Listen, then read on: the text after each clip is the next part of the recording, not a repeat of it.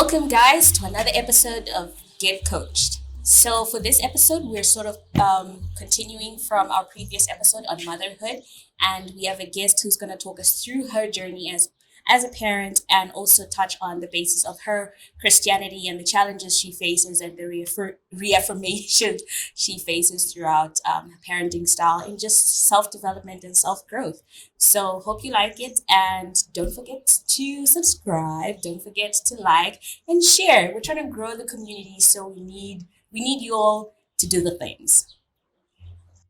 So thank you so much, Ms. Phemelo, for coming onto the podcast. So excited to have you here. And why don't you tell our listeners and viewers who Ms. Phem is? Thank you so much for the invite. And hi to everybody listening and watching. So my name is Phemelo. I am a mother. Yay! A mother to 3 amazing babies. Yes. I'm a communication specialist in civil society. I am. What else? What else to add? Well, yeah, I think that's that's about it. But you're forgetting one important thing. You're a Christian. I am. That's what I wanted to add. I'm a born-again Christian. I am madly in love with Christ. I'm a follower of Jesus. Amen. And that is very important to me. Exactly. Yeah. Vital, my sister, yeah. vital. So then on this episode, we just thought, so from our previous episode, this is basically sort of like a sequel or continuation. Yeah. We spoke about parenting, motherhood. So Miss Kate and I obviously had different experiences with pregnancy, with delivery, with everything. You know. So I remember your pregnancy was intense, guys. This was before it was before COVID, so we were still working. Wait, which pregnancy? The first one? The first one. Okay. The second one. Masase's pregnancy. Number 2. Yes, the second baby number 2. Yeah. So I remember her journey, and it was quite tough on her and all that. So this is where, we want to talk about that. Like, how is it for you? Like, you can start saying what was the most unexpected sort of like element or, experience you went through while pregnant. Was it the first one? Was it the second or third? Yeah. And you can explain why I was saying like your second one was intense. So I'm just going to start from the beginning. My first one. So I was a teen mother. So my first pregnancy, I was pregnant at the age of 15. Okay. And this would tell you how that was discovered by the family, because it's a very interesting story. Of course, I can imagine. So I'm an only child, so it's me and my mom. And this other time, like, I always wanted like big breasts. So my breasts started growing. And after taking a bath, and I went to my mom butt naked, dancing. I'm like, Mommy, my breasts are growing. So and my mom was like, okay. And that afternoon, my mom went and bought 2 pregnancy tests. Oh. And then 2 for control. Just 2 for control. No, wait for it. So she bought 2 pregnancy tests, one for her and one for me. Oh. Yes. And she said, hey, yes. That is so thoughtful. Right? Wow. And she's like, hey, I have 2 pregnancy tests. And so you are going to, this one's for you, this one is for me. We're going to pee on the stick and let's see, And I'm like, I'm still a virgin. I've never. I mean, really? Why? Why? And she's like, no, let's just do it. Okay. Let's just do it. I don't know. I think it was just mom gut from her. And so we went to the bathroom. We both peed on the stick. Yeah. And hers had 1 stripe and mine has 2 stripes. Oh. And then she's like, so let me explain. Wow. So with 2 stripes, it means that you are pregnant, Missy. And I'm like, no, that can't be. Mommy, I've never had sex. And And yeah, after a while, my mom just, let me process. And after processing, I think a day or two afterwards, we went to the doctor, and the doctor confirmed. And I was like, I can't do this. I'm 15. Shame. But it was like, we saw our family GP, and like he was able to counsel, I think, me and both of us. And so it was, that's where this journey started. So yeah, that's how the journey started. Wow. I then accepted, and I think from that point on, it was the whole pregnancy was about hiding it. Oh, yeah. I mean, I guess at 15. Yes. It's like, So that was my obsession about the pregnancy, concealing it, hiding, and so that for some reason I carried so well. I don't remember. Really? Yeah, I think I vomited once or twice. That's it. It's amazing how, I don't know how a 15 and 16-year-old body was able to do that, but I don't remember having issues. I don't remember, I was going to school every day. It's amazing. My grades improved. Oh, wow. But my the baby brain. focus, listen, my focus was laser focused. Oh, wow. So my journey was just about concealing. And that was a really, from a physical perspective, that was the best pregnancy ever. Okay. And then the second pregnancy, I was dribbled. Hey! Like dribbled. So now I was 29. Yeah, man, it was bad. It was really bad. What was the most unexpected thing you didn't anticipate through yourself? How bad it would be. Okay, what's bad? Okay, yeah. Explain. Let me explain the bad. Like, it was the morning sickness. Okay. 9 months of morning sickness. Couldn't eat a lot of food. I couldn't go out on my own. I couldn't really drive. Yeah. I was nausea all the time. I just felt like I lived, like I didn't have my independence. But the worst thing was, I, for some reason, couldn't walk at some point. Like, I remember that. Yeah, like I could walk like to the kitchen at work in the office, and then when I get to the kitchen, my pelvic area just locks. Yeah, and I can't move. I'm a statue, and I have never heard of that before. Really? No. So it was like a rare thing. I've never heard anybody talk about this issue, I did not understand what was happening. Even when I was very natural type of pregnancy, so I had a midwife journeying with me, and I wanted to have the water birth, the midwife, Yes. And that time I just realized that I couldn't. I needed a hospital, but I was able to compromise. Yeah. So I told my midwife that this is happening. She's just said, "Oh, your pelvic floor, it's what do you call it? It got loose, or it's softening up earlier than it should." Yes. And that was it. So I just needed to deal with the fact that I could be walking and I will stop dead walking, and for the rest of like a few hours I wouldn't be able to walk. Yeah. And that was like one of the biggest challenges. And I think 2 years later, I had my third pregnancy. Yeah. How old was I? I think I was 31 then. Also, very tough. COVID baby, which we love our COVID babies.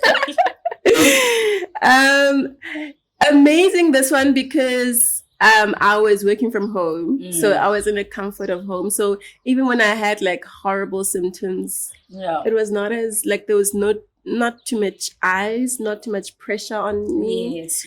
And so from a mental health perspective, it was much better. Okay. But I could not, in terms of food, it was the worst. I could not walk into the kitchen. Girl. The whole pregnancy. So they were rough. I think my last 2 pregnancies were rough. Really rough on my mental health as well. I think we just disregard that You're right. quite a lot. Yeah. We focus on our physical health, but we forget to really also work on our mental health during pregnancies. Amen to that. I love that. I honestly do. I think actually, now that you mention it, thinking back, maybe this is why for me, I'm dead set on saying Casey's going to be an only child. Because I also really struggled mentally. I had just gotten a new job and they tell me, oh, you're not entitled to maternity leave. Like, just that mindset, like, what? Yeah. You're not entitled to maternity leave? Yeah. What does that even mean? Yeah. So like all these things sort of then played on me. And again, I live in a country where, of course, I have the support of my partner's family and all, but it wasn't my mother, and she could only stay for a month. So all that really does play. It plays a role, and you're right. I feel like maybe in future, God willing, if I guess I have time. This is what I say. I'm busy to have another child, so I guess if I have time mentally, I'll be more prepared. It was so bad with my 3rd pregnancy that I had to my doctor had to put me on medication. Really? Yeah. What kind of medication? For anxiety. Oh dear. And I felt so bad because what's this medication going to do to the child that I'm carrying? Yeah. But it was so bad. My mental health was so bad. Oh, excuse and me. It was one of those things, work things as well. I'm getting pregnant almost 2 consecutive. Yeah, and they had a policy as well, right? At work. Listen. They changed the entire policy because somebody had a second child within 2 years. Yes. And in the middle of my pregnancy, bam, this policy comes. Jesus. And it's COVID. My husband had a restaurant that was obviously not doing well. So financially, we were really at a tough space, and now there's this policy that could really just make things worse. Yeah. And I'm carrying my 3rd child, and so that it was so bad. I literally had to go on medication for my mental health, and it was tough. Yeah. No, I can honestly imagine, and thankfully you went through that. Yeah. You survived and all that. Yeah. So now you've had 3 kids and all that stuff. What about delivery and labor? I know you said that you wanted a water birth. And apparently that's the glorious thing most women want, is because they just want that experience that just the baby just sort of swims out. So what was the toughest labor for you between the 3 of them and delivery? Yeah. I mean, I'm not going to talk about the 4th trimester because I think you sort of touched on that in terms of your mental health and all that. But how was labor and delivery for you? So my first labor was the easiest. I'm telling you guys, at 16, listen, I'm not promoting teen pregnancy, but listen.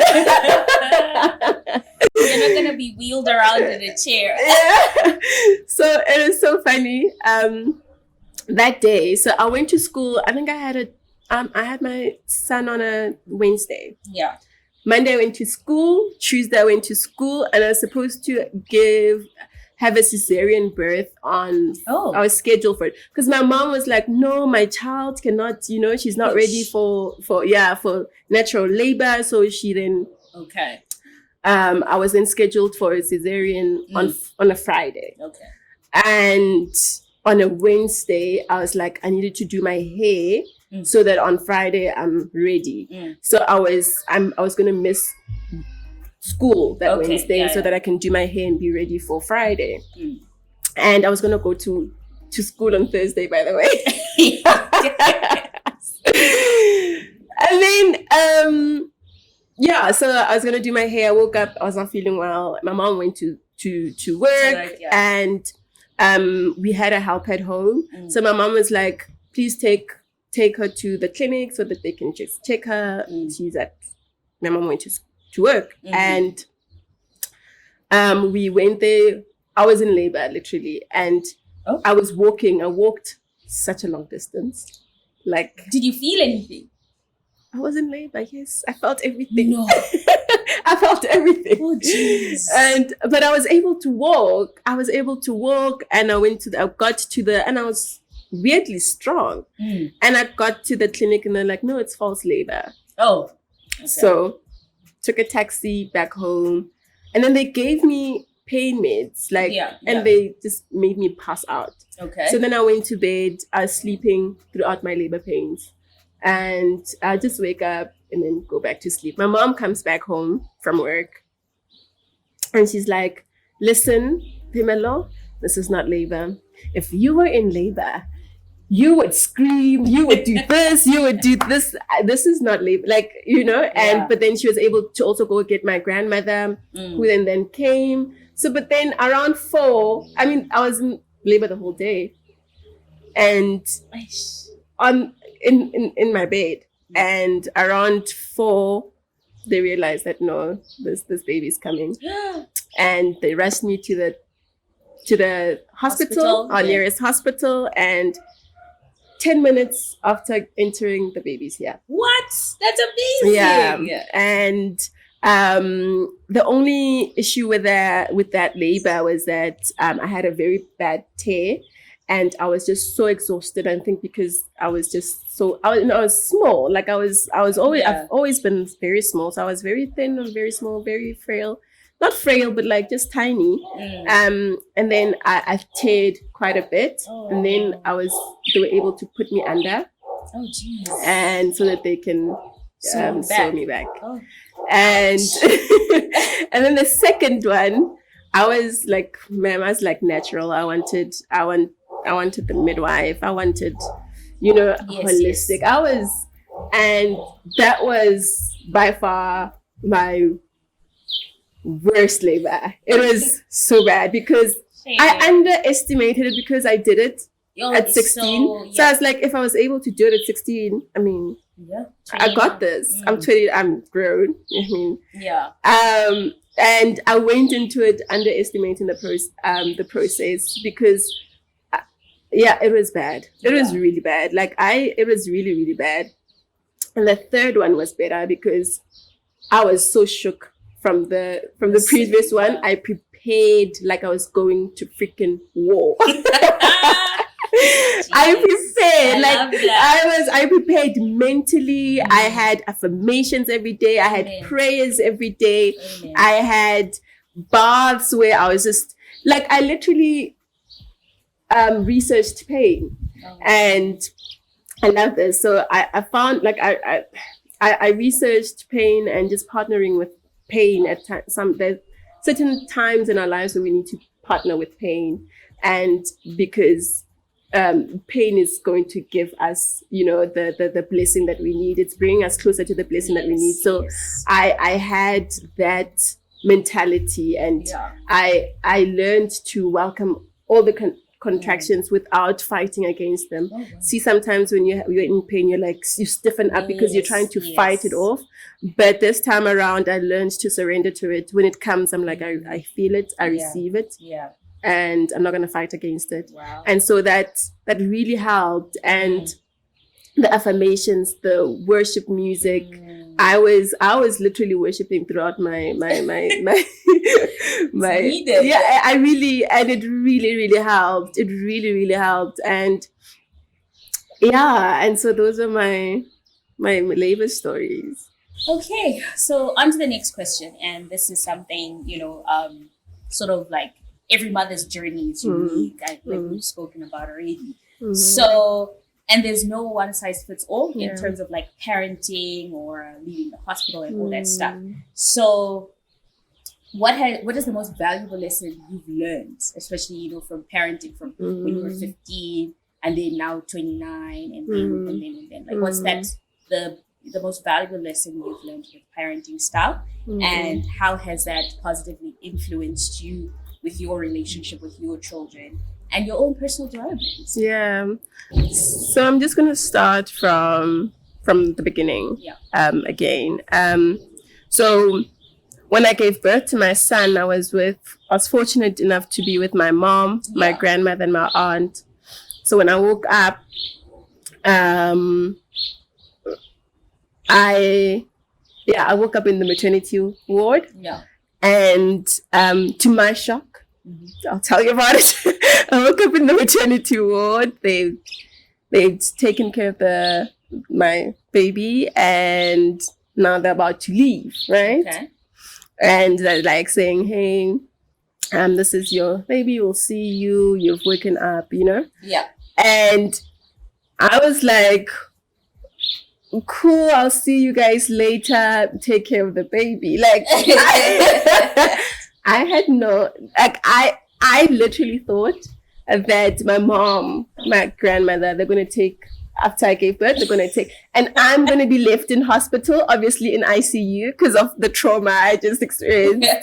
And just to be waking up in the maternity ward was a shock, because, like I said, throughout my pregnancy, the end goal, the goal was to conceal the pregnancy as well as do well at school. I did not prepare for anything. Yeah. And then my aunt, I think my mom was just too like traumatized by what I just by the fact that I just didn't realize what was happening. Oh shit. And my aunt just said, "Hey, Phemelo, so you are a mother now. And so on the birth certificate of your child, it's the name of the child and you are the mother of the child. We can't take your child. You need to be with your child because you are the mother. You need to breastfeed. You need to take care of your child because you're now a mother." Yeah. And that's when it hit me. That's when my motherhood journey started. I was terrified. Yeah. I was terrified because I was like, my mom is leaving me. Oh. And in this place, and you know, and I think my mom was also just very traumatized and they just left. And her baby has a baby. Like, and just the realization that this baby is still a baby. Yeah. I was in a maternity ward with like, I think 6 other ladies. And I was obviously the youngest. Every mother there looked very qualified to be in their position. And I was just a little child. And I think I held my child for the first time after they left. Yeah. And I had such tremendous pity for him. Oh no. Because I was like, look at how all of these kids have like qualified mothers and you get me, you know? And I was like, shame. Like I had deep empathy and deep pity, and I'm like, I'm so sorry that you get me. And I envied the other kids, other newborns who had mothers that could be mothers, you know? And that's where my motherhood journey started, from just pitying the heck out of my child and at that moment I'm like, I don't know how, but I'm going to try. I'm going to just try. I'm going to try my best. And that's what I promised my child. And that's what I've been doing till now. I'm just been trying my best to be a mother, whatever that means to me and to us. And I think the only thing that I had was how my mother mothered me. Yes. You know? Yeah. And that was such a tremendous resource, because I was like, if my mom mothered me like this, maybe I can take the things that my mom has did it and do it for my child. It won't be the same, but it'll be something. Yeah. Yeah. And so also just the support of my mother has just been amazing. And so my obviously as he has grown as well, he's now 16. And I was telling him, I don't know where the conversation started. I'm like, at your age I was a mother. So you can't be watching TV here, or you know, just go, you know, like it's like but it's and with my 2 kids, I'm I've come to my own. Yes. I'm able to love them, to lavishly love them, and just try to be the best I can for them. The same as I was for him, but I think better equipped. Yeah. And more confident about it. So what would you then say is the most like positive sort of parenting style or lesson you've learned in that? Is it learning to love yourself first and accept where you are and then coming into your own, because you've stated that you felt so much pity for him? Literally, yeah, literally. It's very, very sad. I think that was my first emotions for my son. My first emotions was not love. Yeah. My first emotions was pity. Yeah. And that turned into deep love. Okay. And so that was it, just accepting myself. Yeah. And then just growing with them. Yeah. I think you've put it so perfectly. And yeah. So I feel like that was such a touchy topic, like, you know, all watery now and everything. And thank you so much for being vulnerable with us. So we're gonna like sort of now dive into something a little less sad, I guess. Yeah. So we're gonna now talk about, I guess, faith. You know, how everybody then leans towards that in like challenging times, how they find strength in that. And I know you've already told our viewers and listeners that you are a born again Christian. So can you like share your personal experience where your Christian beliefs sort of like play a significant role in helping you overcome adversity and all these challenges, and how did this experience deepen your connection with your faith? Yeah. You know, because again, I feel like you've grown into you, right? Like into you as a mother, into you as a person. So how did that all then play a role and make him who him is today? Yeah. So I've gone through a lot in life, and I think my anchor has always been God. I think I'm at a place where I can celebrate life, celebrate myself, my kids. I can give them love because I receive love daily from God. Yes. And so I think everything that has happened to me has brought me closer to God in a very big way. And I'm so grateful for the journey, because of the results, you know. I even with my parenting, our relationship with God, my kids and I is very important. I parent with God. I make God. Parenting with God. Yeah. That would be such a beautiful title for like a kid's book. Right. Like parenting with God. Yeah. I make God important in our home. I make God important in their lives. My oldest son is in boarding, and I've just through that journey with him being at boarding, I realized that I cannot always be with my kids, right? I cannot be the one they call onto when they're scared, when they're afraid, when they need help. Yeah. And so from the youngest, I've taught them, when you're afraid, the name that you call is not money, because I might not be there. You call onto the name Jesus, because Jesus will be able to take you out of whatever. He will be able. He will always have access to you. So the distance that I have right now has allowed me to always, when I'm with them, impart my relationship with God. Like, and I'm seeing the fruits of it. Yes. So, like I said, my child is a teenager now, and then 2 weeks back, we went to do his not license. We went to do his ID. Yes. Application for his ID, and it was Home Affairs, guys. Functioning services. Home Affairs. So this was the third day we were going to Home Affairs, booking. The systems are down. The load shedding is disturbing. And so this is the third day, and this is the day that I need to go back to Joburg. So we are doing this in Limpopo, and I need to go because the next day I'm going to work. And I was like, we have to finish this process today. And as we're sitting, the stalling time is going, and we're sitting there, and I'm like, let's just pray for God to fix the system, because God needs to do this for us, because it needs to be done. And as I'm praying, I'm like, God, I'm looking at him, so it looks like we're conversing, right?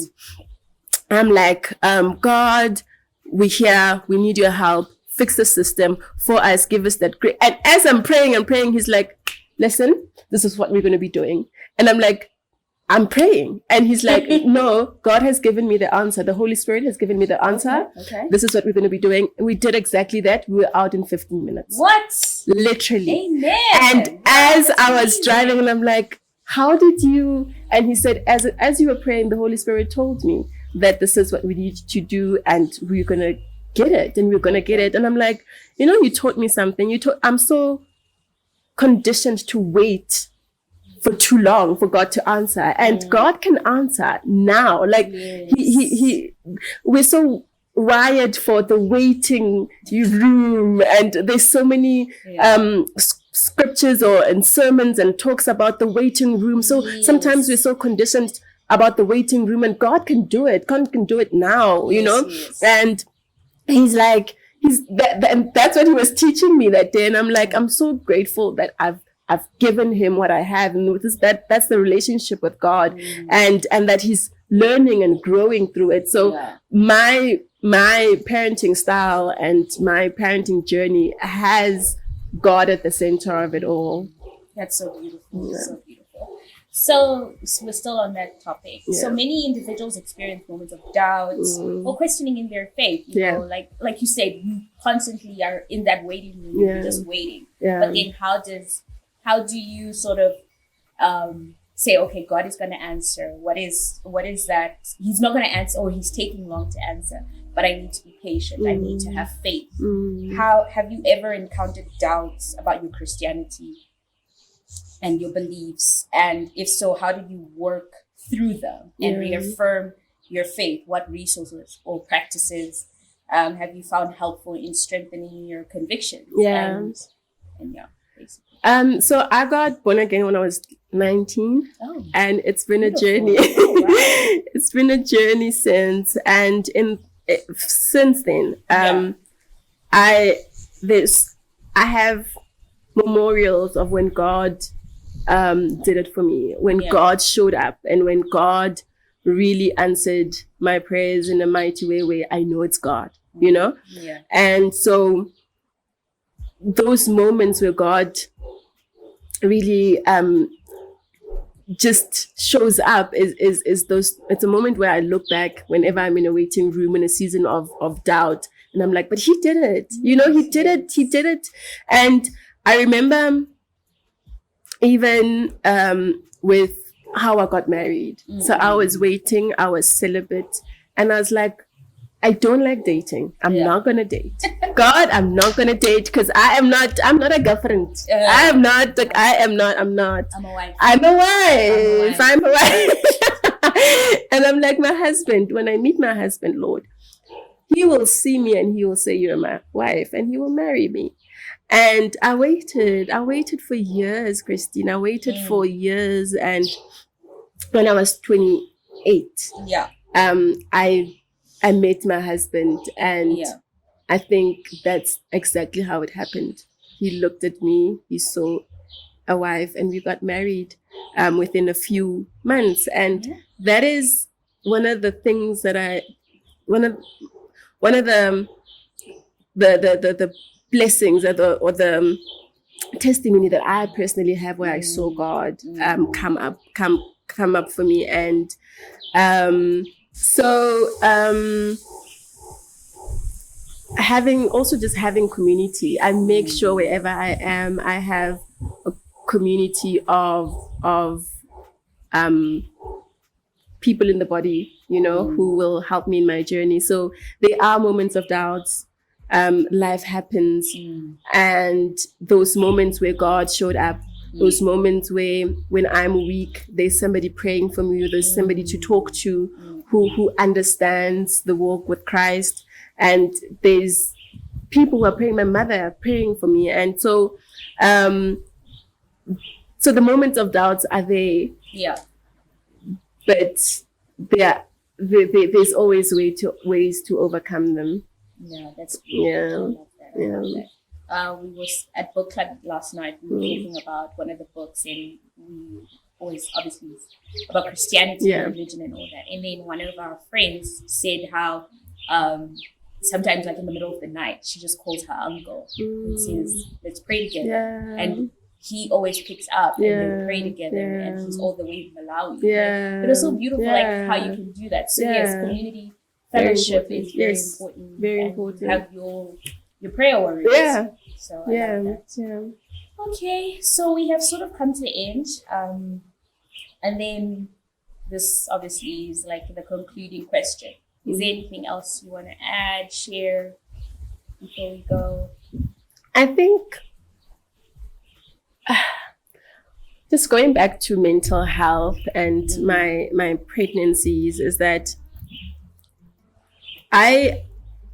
when my pregnancies became tough, I almost judged myself as a woman, that I'm not carrying well. I'm not like other women. And so you judge yourself according to what your female organs or are able to do, or what your body is able to do compared to other women. And in the women who have not experienced pregnancy or be able to conceive, and or some women don't carry well, or some women's postpartum is horrible, and we judge ourselves so harshly because of those things, and because we set a woman bar almost, that we need to reach. And I think I've realized that I'm a woman. I'm 100% a woman, whether I'm able to conceive or not, whether I'm able to carry well or not, whether I'm able to give birth naturally or not. I'm 100% a woman, and those things don't qualify me to be a woman. Those experiences are great when you can have them, but those don't qualify you to make you a woman. So, and that's very important. I love that. Funny you say that. Like I used to, when I was pregnant, I told myself I'm gonna work out, I'm gonna walk, I'm gonna do this. You can barely do anything. Like you constantly want to sleep. You are always tired. All that stuff. And I also judged myself. And now that I'm back at the gym, I used to see this lady. She was pregnant, heavily pregnant, 8 months probably, and she's there like working out, and I was like, wow, wow, good for you for doing that. But I was like, you know what? I also forgave myself that I couldn't do it, because obviously if you work out when you're pregnant, then I guess the baby weight sort of also just easily falls out. But I forgave myself for that. And also another thing I remember you touched on was like the affirmations and anxiety you felt. Like I remember looking in the mirror and being so scared of delivery. Like I was so scared. I was like, can I really do this? Can I go through it? Like, do I have that the strength? Can I handle the pain? I think that was actually one of my most my biggest fear was the pain. And I love how you said you don't fight with the pain. You just allow it and let it go, and you don't cringe. You don't do anything. So, I remember this other time. I was heavily pregnant. We went to macro, and I was, how big macros are, from the door to the point where you're going to get your grocery. It's a long stretch. And when I carry, I don't really gain weight. So like I look almost spotty. I look like, Yes, but yes. I'm feeling like a whale. So, so looks don't count. So I was tired, leaning on the cart, and I saw this other pregnant woman, and she was laughing. I sat down, I broke down Oh no. right in macro. Like, I'm like, how is this woman laughing and being pregnant? Like, how is, like, I was judging myself. I'm like, I am so miserable. And look at that woman, she's happy. She's having a good time. And it was so bad that at that point, my husband, like, I don't know which door we came out, went to call management, and they helped me, and they were so gracious. But That's so nice. yeah, I got out the back door. Pregnancies, like, I had 3 pregnancies, vastly different. Yes, yes. My own body is vastly different every time, and I cannot compare the 3 pregnancies at all. Each one of them was unique, and even your own journey, we can't compare journeys. Like, we can't. So we should just embrace the fact that our bodies and our pregnancies, or whatever journey that you're in, is going to be so unique, so different. Some people carry well, and then and postpartum they not. So it's just being gracious to yourself and allowing your unique journey to unfold, and just being in the moment, and just being kind to yourself. Whether you're able to carry a child or not. All right. Thank you so much, Pam, for coming and being vulnerable with us. It was so beautiful, guys. Thank you, and really hope you like the episode. Like, share, and all. All right. Bye. Bye.